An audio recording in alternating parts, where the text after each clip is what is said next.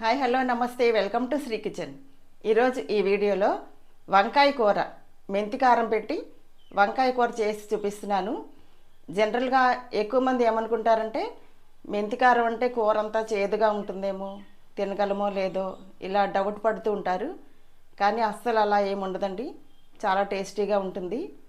అంతేకాకుండా ఒకసారి మీరు చేసుకున్నారంటే మళ్ళీ మళ్ళీ చేసుకుని తినాలనిపిస్తూ ఉంటుంది. హాఫ్ కేజీ లేత వంకాయలు, ఇవి నల్ల వంకాయలు అంటారు కదా.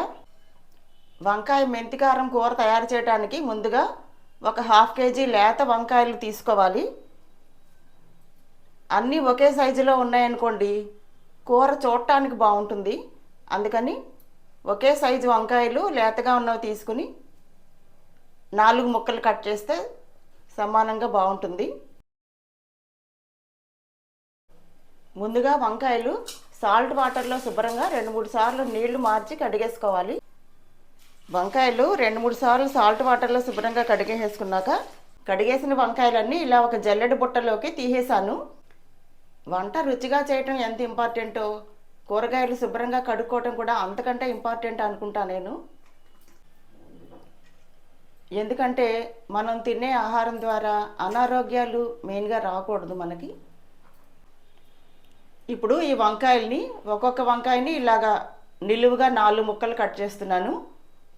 మరి చిన్న చిన్న ముక్కలు కట్ చేశారనుకోండి కూర అంతా కూడా పేస్ట్ లాగా అయిపోతుంది. అలా అని మరీ పెద్ద ముక్కలు ఉంచేశారనుకోండి కూర లోపలంతా ఉడకదు.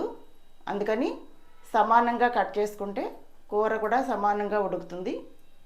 వంకాయ ముక్కలు ఇలా నీళ్ళల్లో తరుక్కోవటం వల్ల కండ్రెక్కకుండా ఉంటాయి, చేదు రాకుండా ఉంటాయి.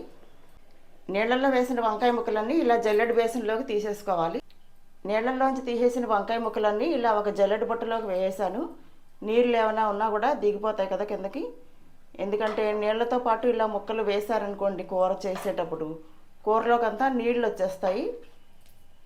ఇప్పుడు వంకాయ కూరలోకి మెంతి కారం తయారు చేస్తున్నాను. ముందుగా స్టవ్ ఆన్ చేసి ప్యాన్ పెట్టుకుని ప్యాన్ వేడెక్కాక స్టవ్ లో ఫ్లేమ్లో పెట్టుకుని 1 స్పూన్ మాత్రమే ఆయిల్ వేస్తున్నాను.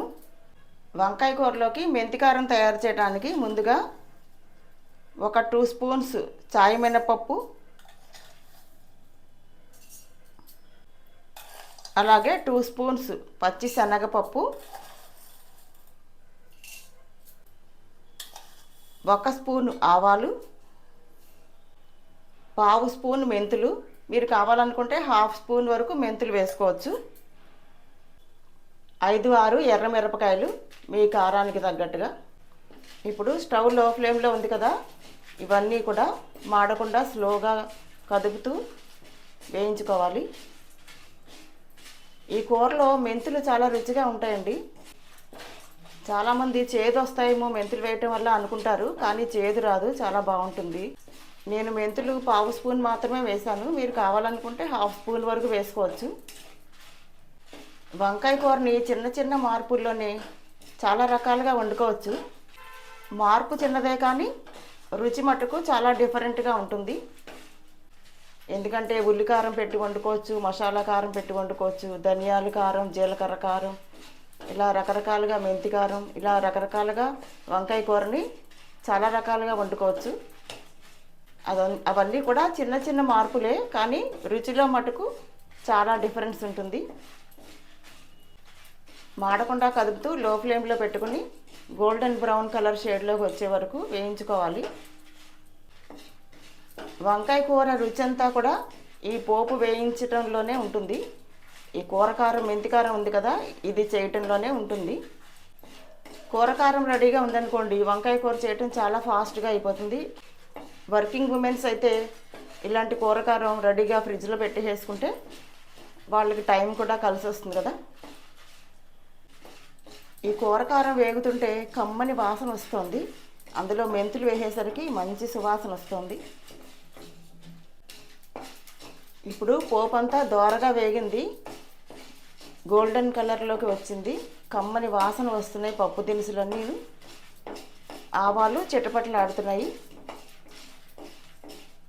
అంటే పోపు అంతా వేగిపోయిందని మనం తెలుసుకుని ఇప్పుడు స్టవ్ ఆపేసుకోవచ్చు. ఇప్పుడు ఆల్రెడీ స్టవ్ ఆపేసాను కదా, ఈ మాత్రం చింతపండు ఇలా పైన వేసేసి గ్రైండ్ చేస్తాను. మీరు చింతపండు వద్దు అనుకుంటే స్కిప్ చేసేయచ్చు. చింతపండు వల్ల చేదు తెలీదు. చాలా కొద్దిపాటి చింతపండు మాత్రమే వేస్తున్నాను. మీరు వద్దనుకుంటే స్కిప్ చేసేయచ్చు. ఇప్పుడు ఈ పోపు దినుసులు వేడి చల్లారాయి మిక్సీ జార్లో వేసి గ్రైండ్ చేస్తున్నాను. కూరకారం మరీ మెత్తగా చేయకూడదు, 80% గ్రైండ్ చేసుకుంటే సరిపోతుంది.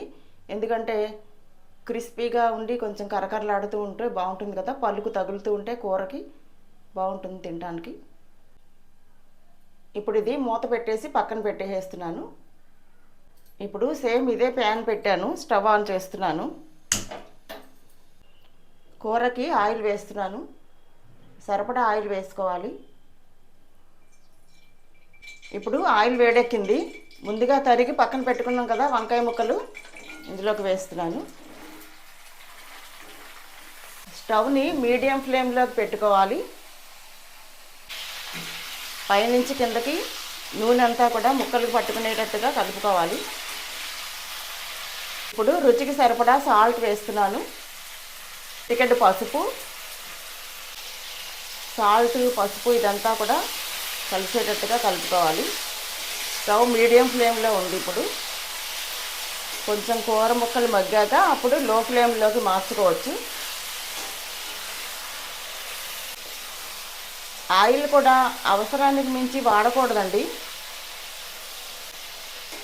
సరిపడా ఆయిల్ వేసుకుని స్టవ్ని లో ఫ్లేమ్లో పెట్టుకుని స్లోగా మగ్గ పెట్టుకుని ఏ వంటైనా చేసుకోవటం వల్ల గ్యాస్ కూడా ఆదా అవుతుంది, ఆయిల్ కూడా ఎక్కువ పట్టదు. కాబట్టి ఆరోగ్యానికి కూడా చాలా మంచిది. మనందరికీ తెలిసిన విషయమే అనుకోండి అవన్నీ కూడా. ఇప్పుడు స్టవ్ని లో ఫ్లేమ్లో పెట్టాను, కాసేపు మూత పెట్టేస్తా. ఒక 10 మినిట్స్ ఇలాగ స్టవ్ లో ఫ్లేమ్లో పెట్టుకుని మూత పెట్టేయటం వల్ల వంకాయ కూర ముక్కలన్నీ మగ్గుతాయి. ఇప్పుడు 10 మినిట్స్ తర్వాత మూత తీసి చూస్తున్నాను. మరొకసారి అంతా కలిసేటట్టుగా కలుపుకొని పైన ముక్కలన్నీ కిందకి, కింద ముక్కలన్నీ పైకి ఇలాగా కలుపుకోవటం వల్ల అన్ని పక్కలా కూడా సమానంగా వేగుతాయి. మరొకసారి మూత పెట్టేస్తున్నాను. ఇప్పుడు మరొకసారి మూత తీసి కలుపుకోవాలి. చూసారా ఎంత చక్కగా మగ్గుతున్నాయో వంకాయ ముక్కలు. ఒక 60% వరకు వంకాయ కూర ముక్కలు మగ్గాక అప్పుడు కూర కారం వేయచ్చు. ఆల్మోస్ట్ కూర అంతా కూడా 60% మగ్గింది. ఇప్పుడు కూర కారం వేస్తున్నాను. ముందుగా మనం రెడీ చేసి పెట్టుకున్నాం కదా కూర కారం. 1/2 కేజీ వంకాయలు కదండి, ఒక 2 స్పూన్స్ పెద్ద స్పూన్స్తో ఒక 2-3 స్పూన్స్ వరకు వేసుకోవచ్చు కారాన్ని బట్టి. ఎక్స్ట్రా ఉందనుకోండి ఫ్రిడ్జ్లో పెట్టేసుకొని నెక్స్ట్ టైం వాడుకోవచ్చు. గ్రైండ్ చేయాలంటే ఈ మాత్రం లేనిదే గ్రైండ్ అవ్వదు కదా మరి. ఇప్పుడు కూరకారం వేసాం కదా, ఒక 2-3 స్పూన్స్ వరకు వేసాను. కొంతమందికి కూరకారం ఎక్కువ ఉంటే ఇష్టం, కొంతమందికి వంకాయ కూర ముక్కలు కనపడితే ఇష్టము. మీ టేస్ట్ని బట్టి మీరు వేసుకోవచ్చు.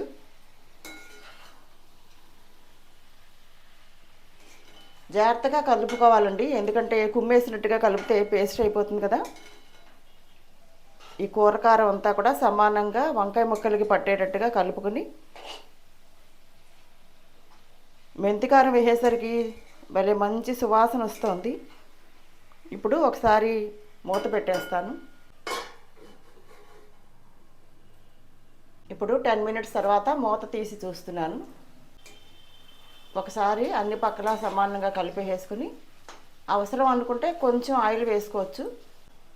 కూర ఉడికిందా లేదా తెలియడానికి ఇప్పుడు ఇలా వంకాయ ముక్క ఉంది కదండి, దీన్ని ఇట్లా కట్ చేసి ఇంకో చూసారా ముక్క కట్ అయింది కదా, ఇలా ముక్క కట్ అయిందంటే వంకాయ ముక్క ఉడికినట్టు అర్థం. ఈ కూరకారం అంతా వంకాయ కూరకి కూర ముక్కలకి పట్టుకొని భలే రుచిగా ఉంటుంది వంకాయ కూర. ఇప్పుడు స్టవ్ ఆపేస్తున్నాను.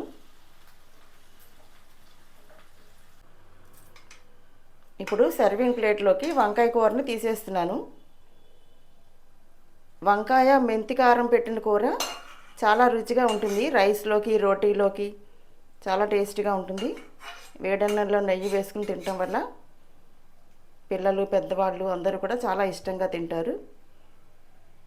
అంతేనండి, వంకాయ మెంతి కారం కూర రెడీ అయిపోయింది. లంచ్ బాక్స్లో కూడా చాలా రుచిగా ఉంటుంది. అదండి, మెంతి కారం పెట్టిన వంకాయ కూర చూశారు కదా. మరో కొత్త వీడియోలో మళ్ళీ కలుద్దాం.